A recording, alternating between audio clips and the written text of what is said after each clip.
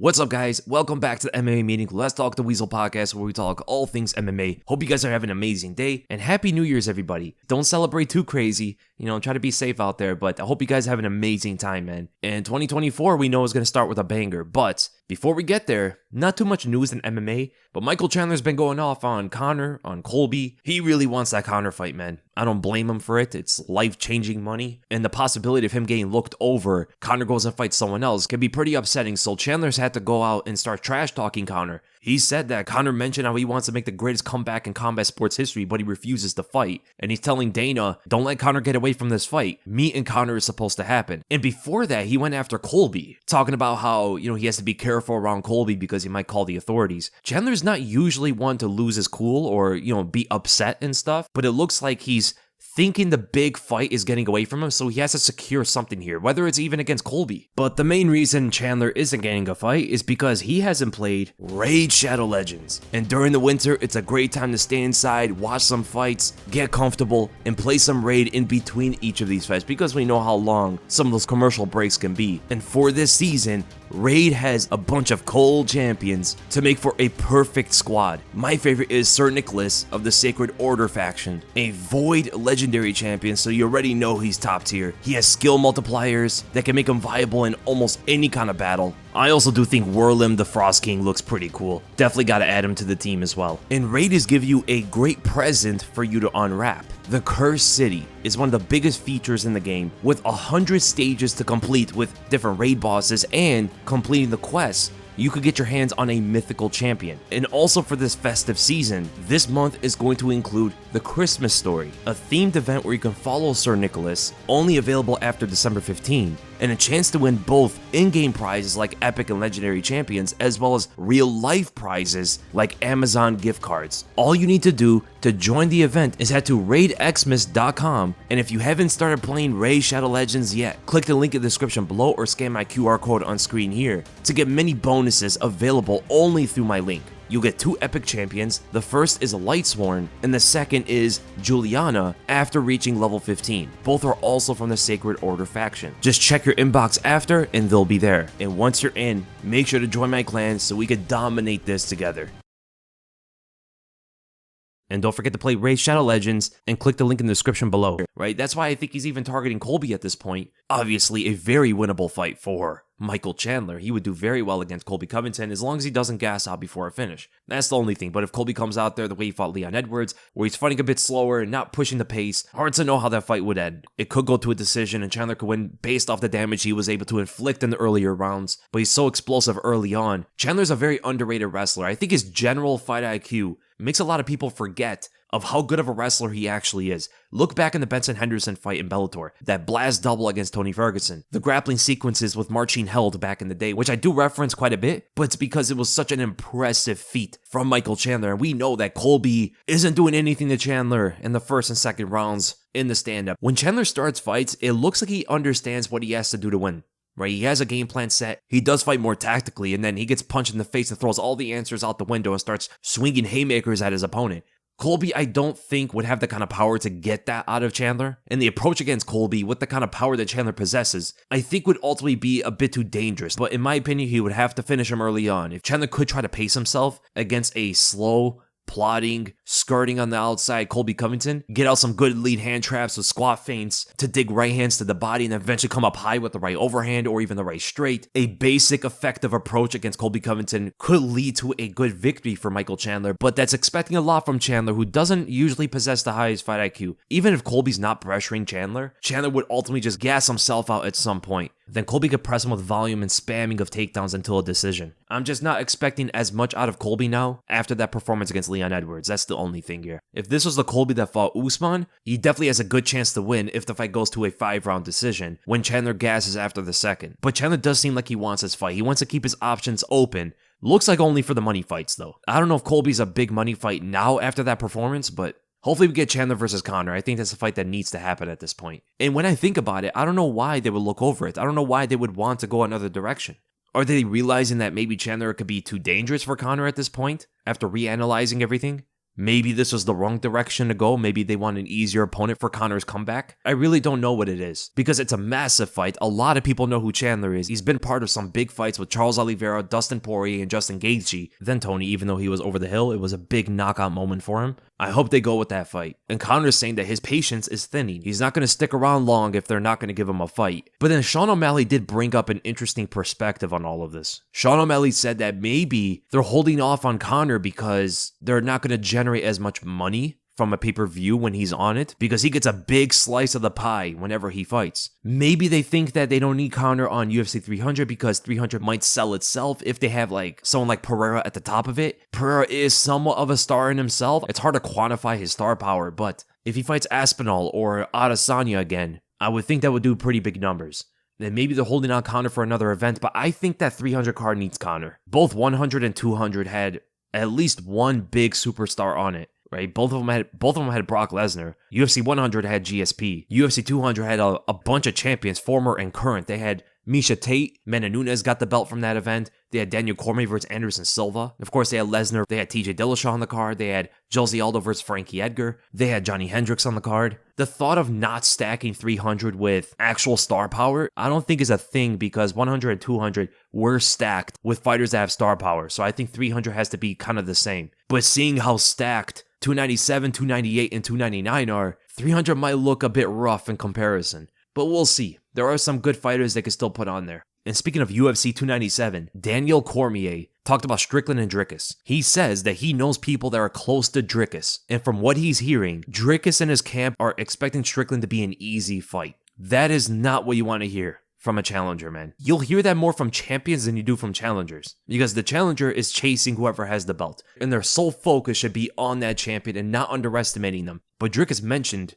not too long ago that he respects Strickland and he gives all credit to the guy. So I don't know what DC is hearing here. I'm going to go into this fight expecting Dricus to respect and not overlook Strickland. And Strickland is looking pretty jacked right now. He's in excellent shape going into this fight, which might mean that he's extremely motivated going into this fight. I hope Dricus is not overlooking Strickland, and I hope Strickland's not doing the same. But if what DC is saying is correct, this competitive fight that I was expecting may not be competitive. Dricus has a big possibility of winning this fight. Generally speaking, Strickland doesn't do as well against power punchers who follow up on their shots. He's much better against snipers, guys who try to pick their shots and not necessarily have a lot of combinations. Dricus is a guy that will follow up on his shots, although even though sometimes he will be a bit sloppy with his boxing, he is very effective with what he does and stylistically, and it should be good against Strickland regardless. He has the ground game he can go to as well. Just, it's a very general, simple game plan, I think, for Dricus. He can always switch into southpaw and start lead hand trapping, limiting Strickland's best weapon, his jab.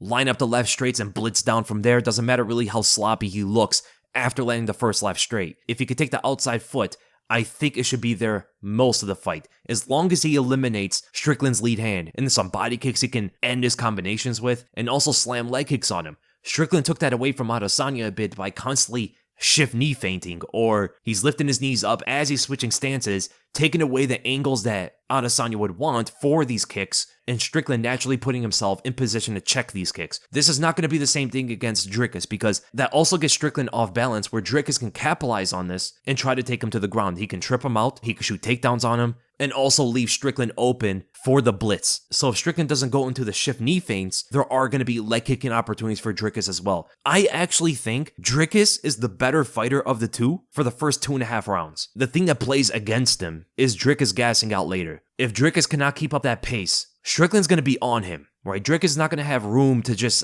idly walk around the cage. Strickland's going to put the pressure on him and try to get in his face. The whole mental thing might point to Strickland being more aggressive than usual. It's hard to really say, as Leon Edwards wasn't that way, so you can never really expect something out of a fighter when there's some kind of mental warfare going on between the two. And with how big Dricus is, with the amount of power punches that he generally likes to go to, I think at some point in the fight he's going to gas. Strickland is very good on pouncing on his opponent and punishing them. It's hard to really know how this fight is going to go down. I will say if Dricus gasses out after the second round, I think Strickland wins the fight. If Dricus gets into the fourth round before gassing, I think Dricus wins the fight. Dricus' cardio maybe the deciding factor of this fight. Could you imagine if Strickland just KO'd him in the first round? That would be extremely surprising from Strickland, man. But we'll see if Dricus is overlooking the champion. He said he's not. He said he gives all respect to Strickland. But one fighter that is very much overlooked throughout the history of MMA was TJ Grant. Do you guys remember TJ Grant? Who remembers TJ Grant back in the day, man? The rising contender from Nova Scotia. Because there hasn't been anything new in MMA, I've been watching old fights, guys I grew up watching, and I went back and watched some TJ Grant. Because for people that remember him, TJ Grant had one of the most unfortunate endings to his career. And especially unfortunate with how good he was. Back in those days, man, a lot of people knew that TJ Grant could have been a big problem for the top contenders at the time. Back then, Benson Henderson was the champ, Anthony Pettis came up, RDA was on his way up, Khabib was like a year or two into his UFC career, Frankie Edgar went down to featherweight. When TJ Grant finished off Gray Maynard, it put him on notice for everybody. Actually, really, the Matt Wyman win really showed to everybody that TJ Grant's not just a jiu-jitsu guy anymore. His clinch game was nasty. The elbows he delivered on Wyman were so sharp, very powerful, put that guy away, and then outstriking Gray Maynard, who at the time,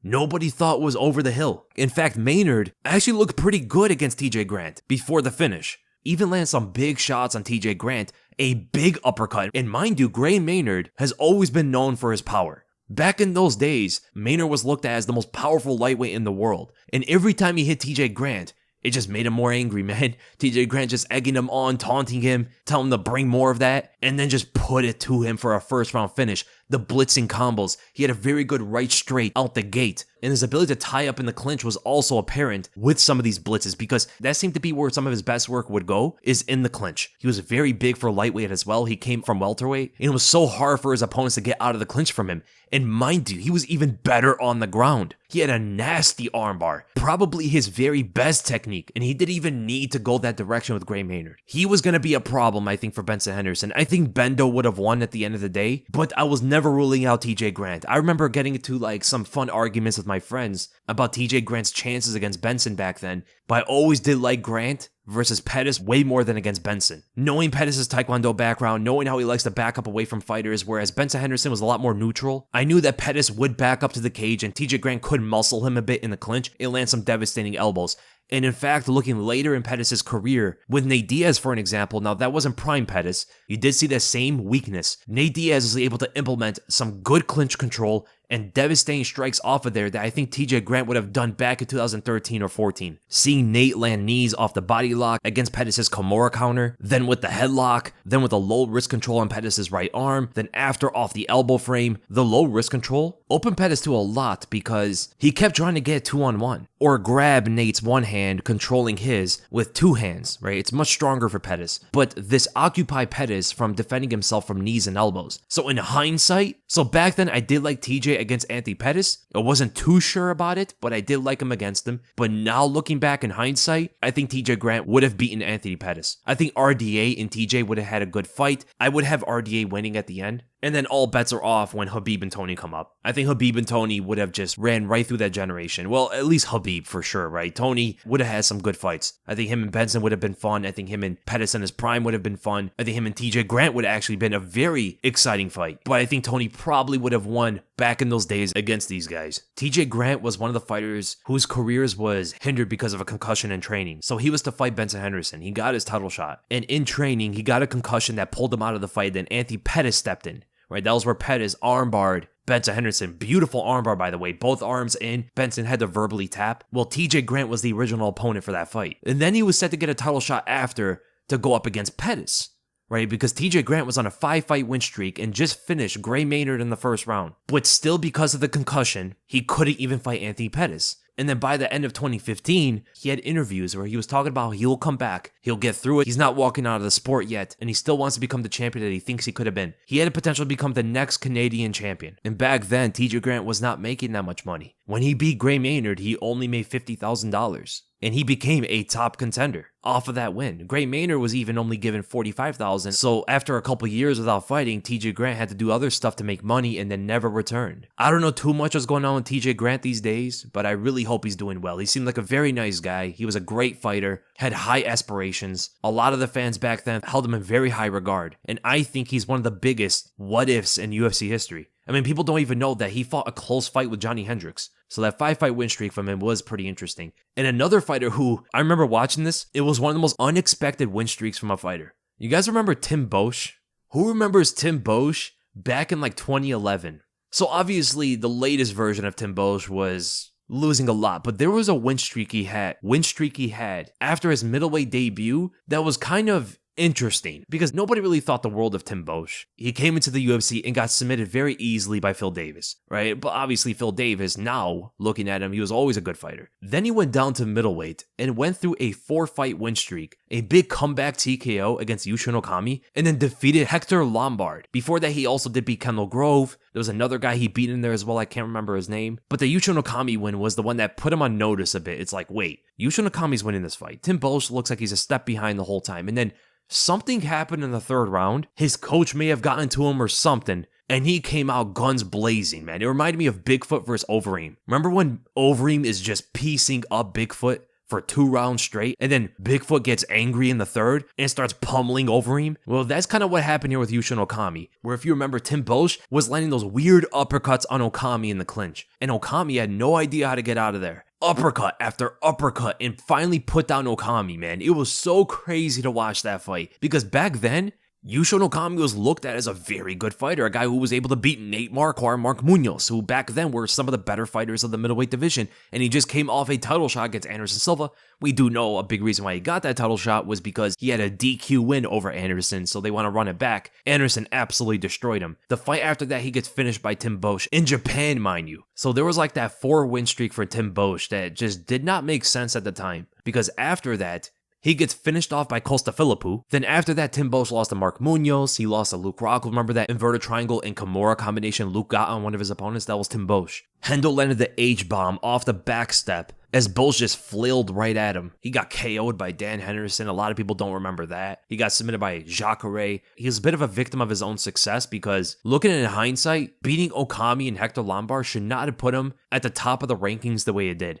Right? Because after that, he had to fight Mark Munoz and Luke Rockhold and Dan Henderson and Jacare, where Hector Lombard and Yushin Okami were nowhere near the skill level of those guys. A very funny thing is one of my friend's favorite fighters at the time was Tim Boetsch. Every time Boetsch fought, my friend just used to go crazy about him. And I never understood why. Besides the comeback knockout against Okami, that was crazy. Everything else I was never wowed by from Tim Boetsch. Hector Lombard is kind of the same thing, where in Bellator, he was terrorizing every fighter on that roster, and then came into UFC and just underperformed is an understatement. If we talk about some of the most overrated fighters in history, Hector Lombard is absolutely one of the top of that list. He had some good techniques and stuff, but man, he just couldn't put it together when he fought actual good competition, and it was Tim Boetsch that put a stop to his win streak. I mean, he did beat Alexander Shlemenko, so that was something, right? That long win streak was stopped by Tim Boetsch. He was like on a 25 unbeaten streak or something. It was insane. And then came to the UFC and just barely was able to win. His best wins, I guess, were Nate Marquardt. What he did against Nate Marquardt and Paul Harris, firstly, Paul Harris was a perfect stylistic matchup for him. No way that fight gets to the ground unless Hector Lombard wants it to get down there. What he did against Paul Harris and Nate Marquardt is what people expected Hector Lombard to look against everybody. I mean, people were talking about he would beat Anderson Silva.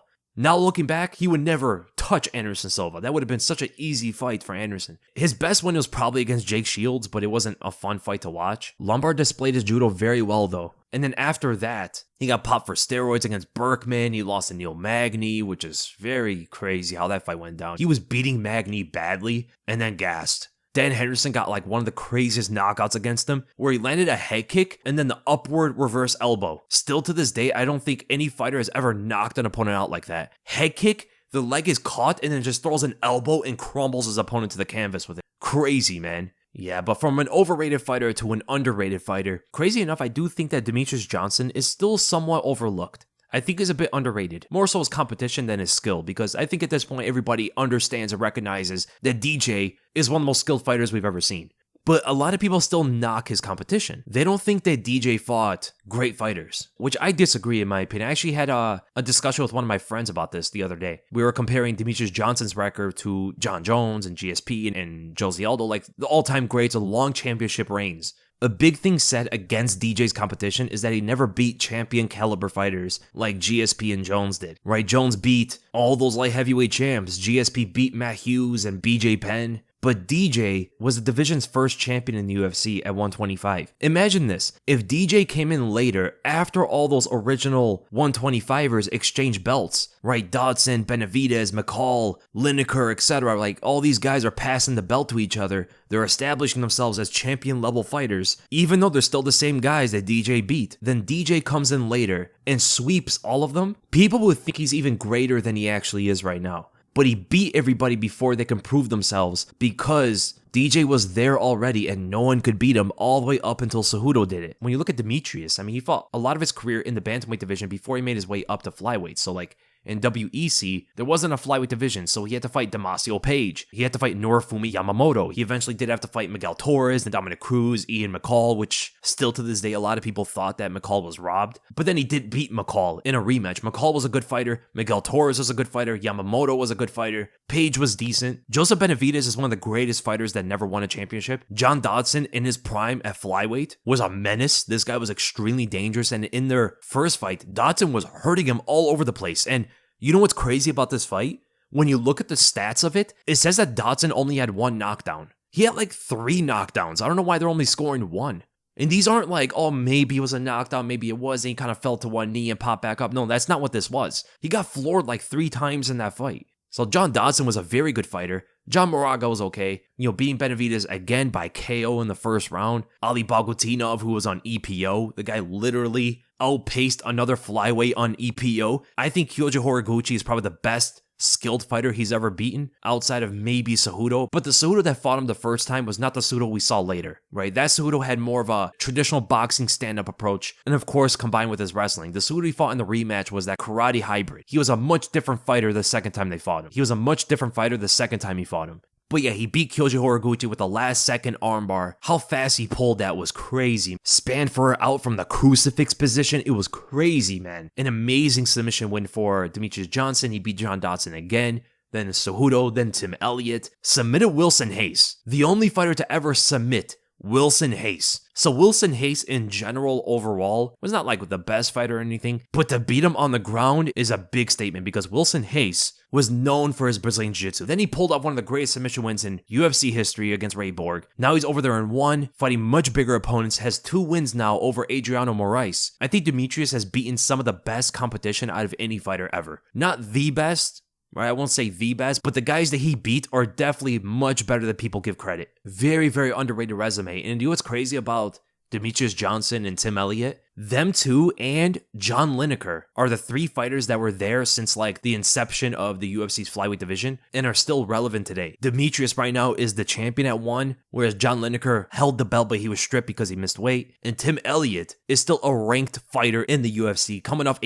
a fantastic win against Sumadarji. And speaking about the history of MMA, my favorite time period for every single division goes kind of like this. So for heavyweight, I love the Cain Velasquez and JDS era. Whenever I think of the heavyweight division, that's the era I think about. You had Overeem, Verdum, Travis Brown before he got sabotaged by Ronda Rousey's coach. Great time for the heavyweight division, man. For the light heavyweight division, I personally like the pre-Jones era. When all those legends were fighting each other for the belt, that was my favorite time period for the light heavyweight division, and it's one of the time periods that made light heavyweight a prestigious division in the UFC. So when Lyoto was champ, then Rashad was champ, Quentin Jackson, Shogun, Chuck Liddell was still kinda in the mix, but definitely over the hill. For the middleweight division, I love the Robert Whittaker era when he was champ. You had Yoel Romero, Jacare Souza, Gegard Mousasi, Chris Weidman was still in it, not completely washed, Luke Rockhold as well. Israel Adesanya was coming up. That was one of the best time periods for the middleweight division in my opinion. And you had some of the best middleweight fights at the time between Whittaker and Romero. For the welterweight division, even though it was very short, the Robbie Lawler era. That was the most exciting era of welterweight's history. Even before he became champ on his rise, there was a lot going on in the welterweight division with Johnny Hendricks fighting GSP. Lawler fought guys like Matt Brown and Jake Ellenberger. Warren McDonald the first time wasn't as exciting, but it was a pretty good fight, I thought. Then, of course, his championship reign was absolutely legendary. For the lightweight division, I would say when Khabib was on top. When Khabib was on top, there was a load of contenders. It spelled that lightweight took over as the best division in the UFC. When you had Tony Ferguson and Khabib as the best ranked lightweights in the world, Dustin Poirier was up there, Justin Gaethje, Conor McGregor, Kevin Lee was talked about a lot for all the hype that he got. Charles Oliveira and Islam Makhachev were making their way up. Donald Cerrone was still in the mix, doing some great things. Paul Felder, Edson Barboza. There was a load of good fighters. And even now, it's great, right? But I think when Khabib and Tony Ferguson were on top, I think that's when lightweight was at its absolute best. And we had Conor around as well, so it was also the most talked about division. For featherweight, I would say late Jose Aldo. When Aldo was fighting Chad Mendes a second time, when he fought Frankie Edgar, Korean Zombie, and Conor McGregor was there, Max Holloway was coming up. That was probably the best time period for the featherweight division, and also Volk's reign, right? Volk's reign has some great fighters as well. Max, Yair, Topuria. For bantamweight, I say right now it's better than it's ever been. It's more exciting than it's ever been too. For flyweight, I guess right now as well, or when Davison was champ. For the women's bantamweight division, I would say the early Nunes era, but that division was never really that stacked. I know a lot of people say the Ronda Rousey era is probably the most exciting, but I liked the early Nunes era better than any other time period for that division. The strawweight division, I would say Joanna and Rose's era. Like around there, when them two were competitive with each other, I think that's when you had the best fighters at strawweight of all time. And with that, let's go right to the questions. We're going to start with the members first. First question by J. Harris 2 Real. First, I have to say I love your channel and have been watching you for years now. Thank you so much, man. I appreciate it. Secondly, here's my question. Is there any way you would be willing to do a breakdown of footage from a fan? I've been boxing for many years and have won the Hawaii, I think it's Hawaii, right? The Hawaii Golden Gloves champion twice now. I'm just curious as to how an expert of sorts would describe my style and think it would be interesting to see if it's the way I actually intend for it to be. Thanks, man. No problem, man. I don't know if I would call myself an expert, but what you can do is if you want to post your fights on Twitter or Instagram, just post them out there. I can reply under it my breakdown if you want. Nothing in return. I'll do it just for you, man. And also, don't worry about like what I think that your style should look like. Have a style that you intended to have, right? It doesn't really matter what other people think about your style. Techniques, though, obviously need to improve, but your style is your style and nobody can change that, you know? But if you find it interesting to see if I look at it the same way you do or what you're intending on doing, I can reply my analysis for you. Then we go to Rab. Hi, Weasel. Thank you for the great content. If Islam goes up and Leon beats him, what would that do for Leon's legacy and status in MMA after beating two guys that were pound for pound number one at the time of the fight? If Leon beats Islam, he's number one pound for pound. And I don't really mind with the fact that Islam's coming up to welterweight, right? Because Islam became number one pound for Volkanovski coming up to his division, so it's kind of a similar dynamic. And just like with that, I don't take any credit away from Islam beating Volk, right? But you can say for the second fight that Volk didn't have a full training camp going into it and stuff. There were different kind of X factors. But then again, there's some argument against the first fight that Islam wasn't at his best because of the difference in hydration and stuff. And regardless, if Leon goes and beats Islam, he's number one pound for pound. Would you say he's one of the greatest welterweights of all time if he wins here? I don't know, man, because like you have to look at the other names first. You got to look at GSP. Of course, he would not be greater than GSP. Who's after that? Kamaru Usman. Would he be greater than Usman if he gets this win over Islam? I don't think so because he needs more title defenses, in my opinion. 2 wins over Usman is great, and then a win over Colby, and then against Islam. I mean, those would be some great names on his resume right there, but I do think he would have to do a bit more as a champion because before he became a champion, he didn't really beat a load of top-level guys, right? He beat RDA at a no contest, but was winning against Bilal Muhammad. I don't think the rematch goes too differently. What makes Leon a great fighter, a lot of that has come from his last 3 fights. And if he beats Islam, it'll be his last 4 fights. So it's hard to say where he would be as an all-time great. I wouldn't put him above Usman. Would I put him above Hughes? I don't think I could put him above Hughes, man, because Hughes had the wins over Carlos Newton, Sean Shirk, Frank Trigg a couple times, GSP, Dave Monet, Joe Riggs, BJ Penn, Henzo Gracie, Matt Serra. He has some losses, though. That's the only thing against Matt Hughes. He lost twice to BJ Penn, lost twice to GSP. He lost to Dennis Hallman back in the day. That's the only thing that goes against Matt Hughes, but because of all the positives of his career, I would put Matt Hughes above Leon. And then after that, I think you could put Leon maybe above Woodley, right? Could you put him above Woodley if he beats Islam? He has the win over Paul Daly. He has the win over Josh Koscheck. He has the win over Kelvin Gastelum and Robbie Lawler, Carlos Condit, Wonderboy, Damian Maia, Darren Till. But then he has the 4 losses in a row. I think him and Woodley are somewhat comparable. At the end of the day, Leon just started as a champion, right? So he has a lot of work to do, but beating Islam is great for his legacy. For a guy that's only defended his belt twice, his 3rd title defense against Islam, I think one more good win, and he might be put above Tyron Woodley. Which if he didn't beat Islam, I don't think people would put him above Woodley. Then we go to Richard Connolly. Hi, Weasel. Thank you for the great work and consistency, man. No problem, man. Yeah. Number 1, could Max Holloway have survived the same front kick from Michael Chandler that knocked out Tony Ferguson at UFC 274? I don't think Max gets KO'd by that single front kick to the face, but he probably would get dropped. He probably would get rocked. We haven't seen Max's chin get cracked yet, but who knows? Maybe Chandler's the guy to do it. That's why I don't want Max to fight Justin Gaethje, man. As a Max Holloway fan, I think it's hurt very bad in that fight, more than any other fight he's ever been in. And then number 2, one fighters versus UFC strikers, MMA match. Could the UFC fighters compete striking-wise, or do you think they would be forced to use their grappling the whole time, and any striking exchange would be pure danger? Yeah. So I'm not completely familiar with all the one fighters, but I do know quite a bit of them, and I would say overall, the one championship fighters are better striking-wise than the UFC fighters. Not all of them, because we do have Volk, we do have Dustin, we do have Gaethje, we do have O'Malley, we do have Petr Yan. There are some really good strikers that can compete with them. But overall, when you look at the whole landscape, when you look at guys like Bilal Muhammad, when you look at guys like Merab Dvalishvili or Aljamain Sterling or even Arman Tsarukyan, Marvin Vettori, right? There's a lot of guys that just will not be able to compete at all. Have you guys ever seen Tung Kai fight? He's the featherweight champion or 155 over there. Or you look at Tan Lee, who's one of the top 155 contenders. Tan Lee and Tung Kai are very good strikers, especially Tung Kai. Because of the difference in weight classes and hydration at one, I don't know if Kai and Lee would fight at the UFC's 155 or 145 divisions, because Lee fought in both before one. Now, just striking by itself, I think he's a better striker than Islam. Islam is a better fighter who would absolutely destroy him once it gets him to the ground. But just striking with him is very, very dangerous, man. Charles, Justin, and Dustin, I think, could.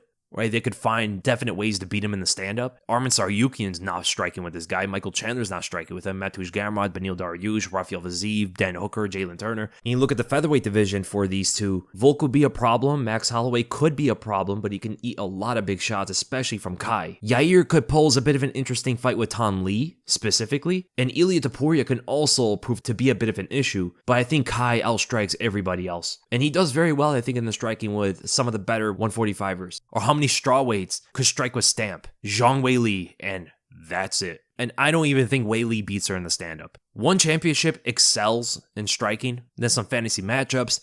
Jonathan Haggerty versus Yair Rodriguez. You're talking about MMA? In MMA, it's definitely Yair. Yair is not known for his grappling so much, but people might forget that he took down Max Holloway. And Max Holloway's takedown defense is definitely much better than Haggerty's. In a striking match, Muay Thai, Yair is getting decimated. And then Tawan Chai versus Justin Gaethje. Again, in MMA, actually, would Gaethje even try to take him down? He'd probably accept a striking match and then get KO'd. Justin wins in MMA. No, he's not beating Tawan Chai in a striking match. Then Oliveira versus Arman.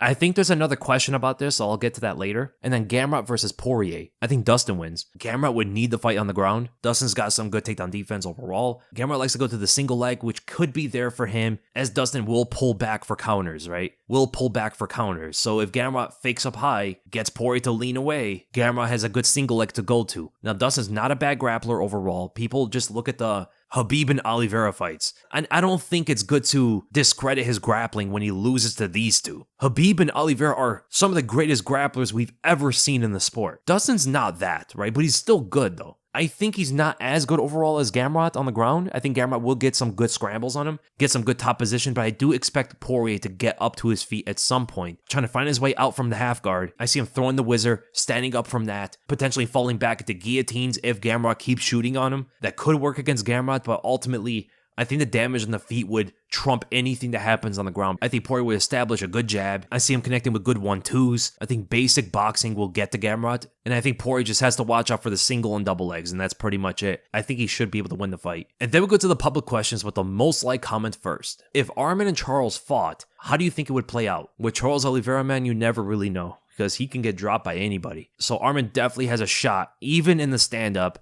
to drop Oliveira and chase him to the ground, because Arman is one of the only fighters, I think, that can follow Oliveira to the ground after hurting him. He has a strong enough wrestling base and very good scrambles to get out of a lot of what Charles Oliveira throws at him. Now, ultimately, I do think he does want to stay there too long with Charles, just to try to get the finish there. But overall, does he want to shoot takedowns without rocking Charles first? Does he actually want to shoot on him? That is where I can see Arman falling into some guillotines, getting tied up, getting tripped from the bottom. Oliveira has a great ability to trip you while he's on his own back. It's very unique the way he does it. With his legs only, he would put his leg across in between the hook around the ankle, and then with his other leg, he's like crossing the body and trying to tip you over. Just some crazy stuff. But he's only able to do that when the opponent is stacking on him or standing above him, trying to get some kind of position. He was trying to do this against even Islam. Islam had a hard time of keeping good position until he dropped him. Of course, Charles is not going to be able to do all this stuff when he's hurt. So that's what I think Arman would have to bank on. Land some big overhand and blitz him down. But Arman's defense just generally is not the greatest. In his idle stance, he will keep his hands high, but doesn't have great reflexes overall. I think Charles can actually just pinpoint 1-2s on him or just straights and land those. He can land front kicks to the face. He could potentially intercept them with knees, as a lot of Arman's attacks comes in with a low feint or he does commit with a takedown. So we cannot rule out Arman's ability to catch him with some big punch. It doesn't have to be the most technical, but I do think Oliveira would win at the end of the day. I think he can hurt Arman, land a plethora of different kind of strikes, from jabs to 1-2s to front kicks to round kicks to the head and stuff. Leg kicks could be there as well. Good right shoulder feints into an extended jab. Constant lead probing. Get the timing and the range of Arman's blitz. Block that clinch up. Throw knees, elbows, right hand off the exit. There's a lot that Charles can work with here. And on the ground, of course, I think he could get Arman in a submission at some point. Then with the cry draw, discuss the psychology behind Alex's potential move to heavyweight. Will Tom respect the power and stand-up of Alex? How will Alex's striking look against a bigger, more powerful guy? Love the content. Thank you so much, man. Yeah, so Tom Aspinall, I don't think is a guy that would underestimate any of his opponents. I think he has a good head on his shoulders as a champion. I think he would not underestimate even Alex being the smaller guy coming up. He's still a rather big guy that can knock you out. So it's not like he's going up against Volkanovski, you know what I'm saying? Alex is going to weigh probably in the 230s if he fights Aspinall, and that's enough power and weight behind him to land one big shot and potentially knock him out. So he would have to respect that kind of power. Alex is of course going to be overall the better technical striker, but he does have some defensive holes for something that Tom does, right? Pereira will get blitzed down and he doesn't have the best defense against it. You saw this even against Yuri Prohaska. You saw it against Jan Blachowicz. He moves linear, lead arm extended, and that's pretty much it. It's a lot of what you saw from John Jones in many of his fights, but Tom Aspinall is going to be a little bit taller, a very long reach himself. He's very fast, and he loves that 1-2 blitz. So even in the stand-up itself,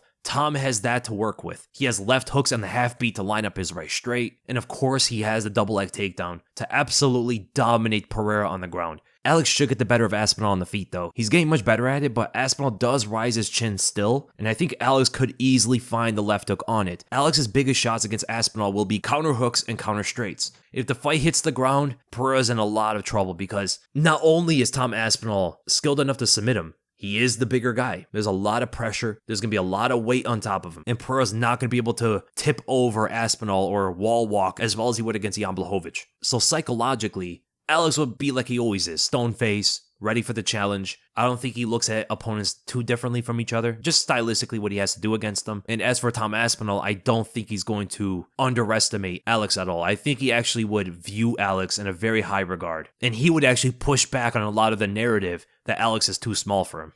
I can imagine Tom would start saying, well, that's not true, actually. You know, Alex is a very good kickboxer. He was a Glory World Champion. He was a middleweight and light heavyweight champion. You can't underestimate a guy like this. Look what he did against Adesanya and Jan Blachowicz. He just knocked out Yuri Prohaska. He's a big guy. Even though he's smaller than me, he's still over 230 and 6'4". I could see Tom giving Alex Pereira some credit, where maybe some people would underestimate Alex Pereira's chances. Then we get the Butterbell. Hey Weasel, thanks for all the work and great content you've done throughout the year. Hope you had a good Christmas. Thank you so much, man. Yeah, my Christmas was pretty relaxing. Just spend time with the family, visit friends and stuff. I hope you had a good one too, man. We've all heard the saying, styles make matchups. So I was wondering what current lower ranked fighter could beat or at least have a good chance against current champions based on their styles matching up. That's interesting. It's not going to be common, of course. This is going to be a very rare thing. So you do have guys like Bo Nickel. Bo Nickel has the style to beat Sean Strickland. Is he developed enough as a complete fighter that can do it at this point? Probably not. I mean, he's only like several fights into his MMA career. But then if we look at someone like Umar Nurmagomedov, Umar has a very good style to beat someone like Sean O'Malley. And could he do it right now? Possibly. There actually are a lot of people that think that Umar will beat Sean if they fight right now. I don't know if I'm there yet. I gotta see Umar compete against better bantamweights before that. Kind of similar with the whole Gilbert Burns and Hamza thing. When Hamza was scheduled to fight Burns, I wasn't sold on that yet. It was a big step up in competition. Same thing here with Umar. And it turned out to be a very tough fight. Same thing here as well. I'm not gonna say, even though Umar is a very good fighter, I'm not gonna be confident in him beating Sean O'Malley or Aljamain Sterling or Merab right now. Honestly, that's probably it. I mean, the UFC right now has got some very strong champions at the moment.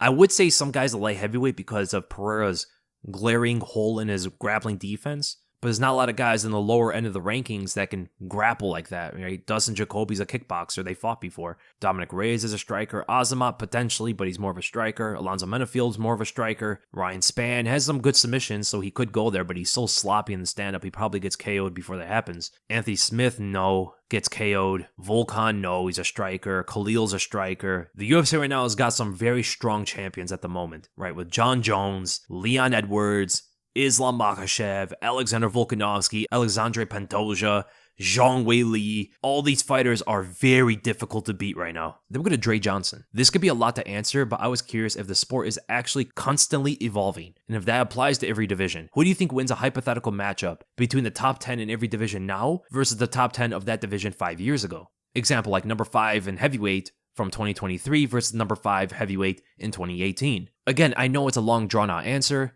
I was just curious about your thoughts. Keep up the great videos. You've been even better lately. You could do the top 10 from 10 years ago instead if you find that more interesting. Thank you so much, man. Yeah, so MMA, just like every other sport, I would think. I don't know too much about ball sports, but combat sports that I know of, they're always evolving. The rate of evolution is going to be different depending on the time period. The closer we are to the beginning of the sport, the faster the evolution rate is going to be. So from 1993 to 1998 is going to evolve way more than 2018 to 2023. You know what I'm saying? The evolution slows down over time, but I don't think it ever comes to a stop. Like for an example, back in the day, right? Back in the old days, the 90s, the canvas was very blank, right? If you look at this like in a painting analogy, the canvas was very blank with a couple colors here and there, right? Then by like the early 2000s, most of it got colored, but it's not too detailed yet.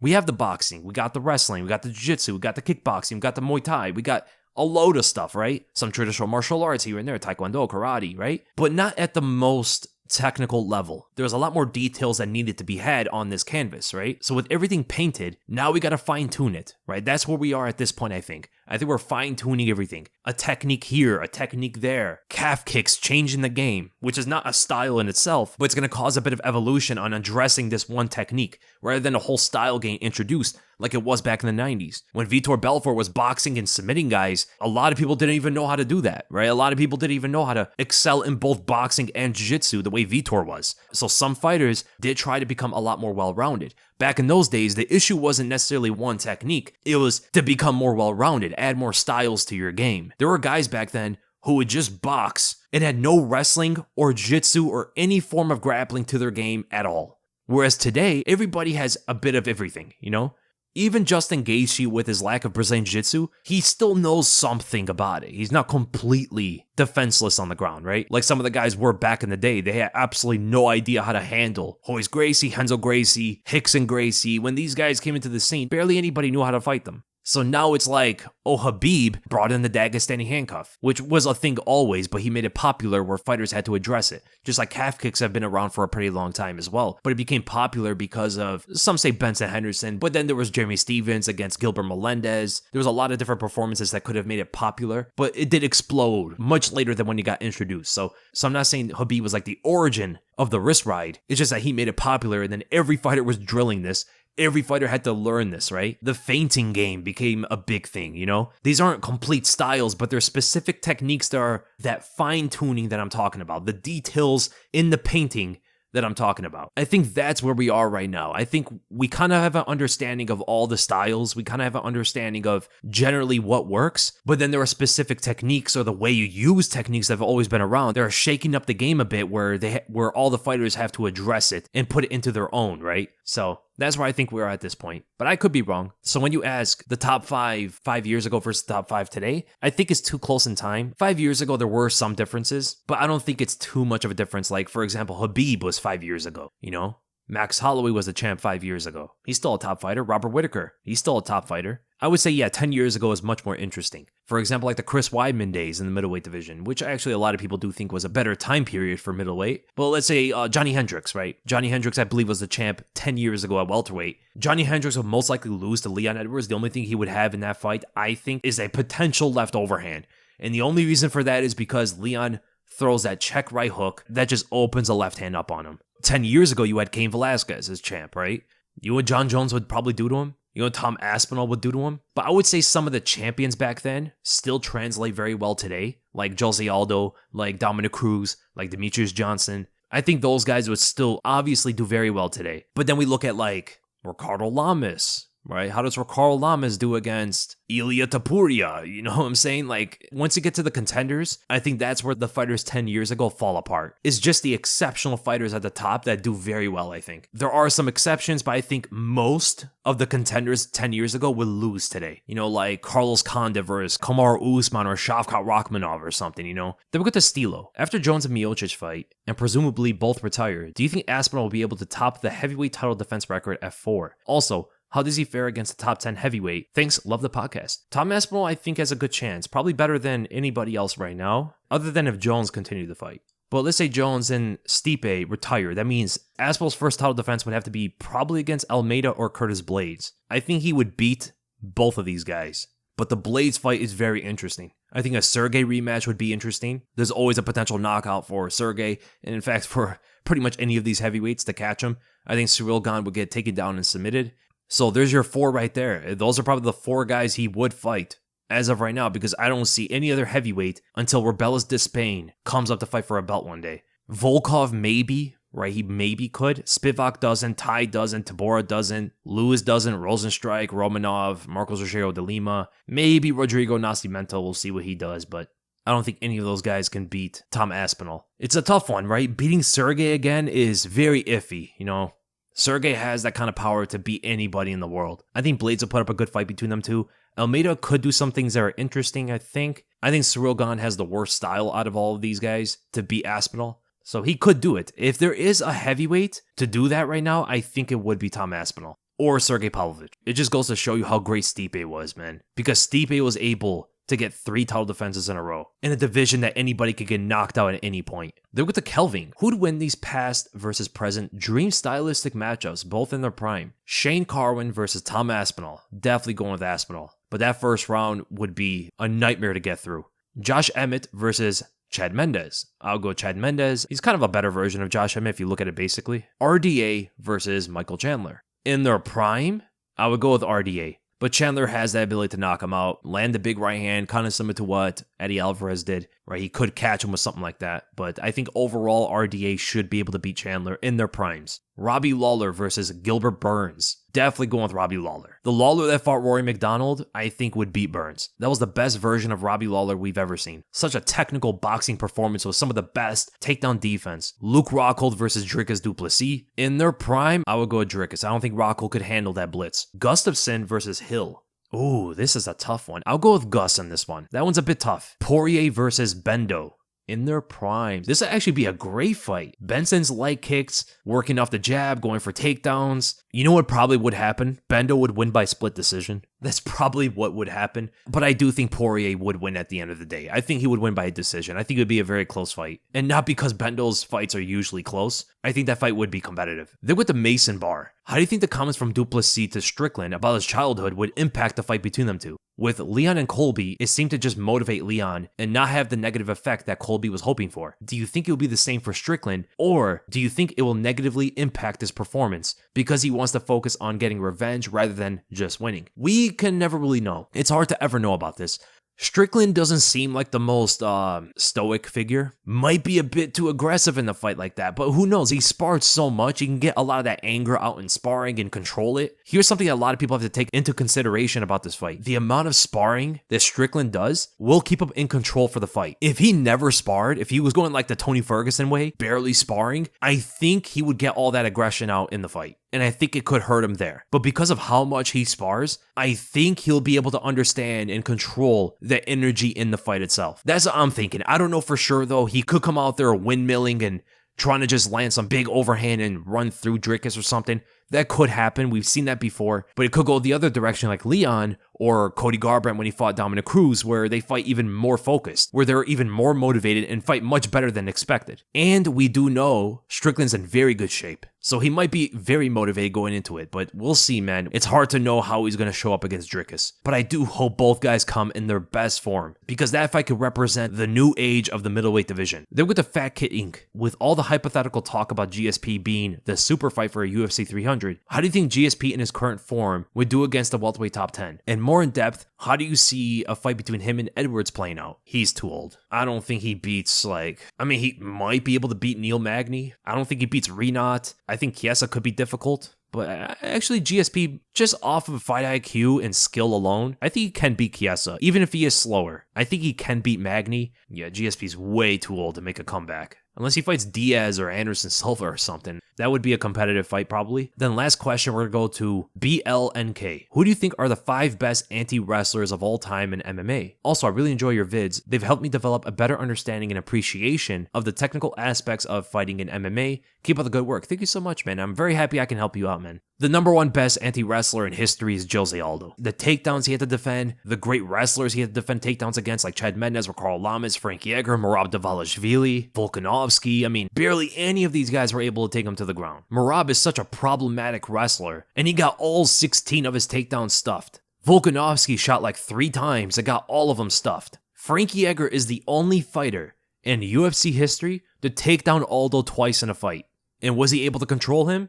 Not like he wanted. Even taking him to the ground, if you can get there, by some miracle, if you can get him on the ground, his ability to stand back up is insane. So easily Jose Aldo, number 1 best anti-wrestler in the sport. You have Robbie Lawler in his prime. The takedowns that he stuffed against Rory McDonald was very impressive. That was more about the type of takedowns he defended. There was that one shot where, if I remember correctly, it was so long ago, where he threw the left hand. Rory came under it. Perfect time takedown, by the way. He's all the way under Robbie, who's leaning forward, and Robbie was still able to sprawl and get away from Rory. It was incredible. One of the best takedown defensive moments I have ever seen in the sport. And even when Johnny Hendricks took him down a bunch, he was able to punish him. So not necessarily takedown defense makes you a good anti-wrestler. It's what you could do against the wrestler, even if they take you to the ground. Can you punish them? Like, for example, what Robbie did to Johnny Hendricks in the 5th round. Johnny Hendricks trying to take him to the ground and Robbie sprawling, just hammering his face in, and defended most of the takedowns that came his way. Just, the Colby Covington takedowns don't look too great. Then we have Robert Whittaker, right? Robert Whittaker, one of the best anti-wrestlers in the sport. His anti-wrestling performances against Yoel Romero and Jacare Souza,